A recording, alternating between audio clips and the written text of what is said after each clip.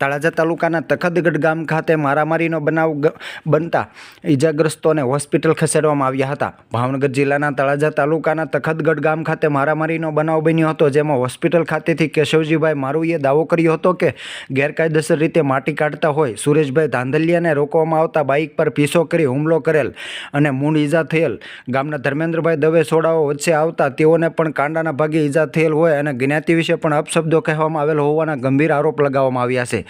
જ્યારે સામા પક્ષે સુરેશભાઈનો દાવો હતો કે સુજલામ સુફલામ યોજના અંતર્ગત માટી લેવા માટેની પરમિશન લઈ આવ્યા હતા, આથી પોતે માટી કાઢી રહ્યા હતા। તે બાબતે કેશવજીભાઈ મારુ, નરેશભાઈ અને દવે ધર્મેન્દ્રભાઈએ હુમલો કરી મૂળ ઈજાઓ કરેલ હતી। આ બનાવને લઈને સત્ય જાણવા પોલીસે તપાસનો ધમધમાટ શરૂ કરવામાં આવ્યો છે। હાલમાં તો બંને પક્ષના લોકો દ્વારા સામસામા પક્ષે આરોપ લગાવવામાં આવી રહ્યા છે।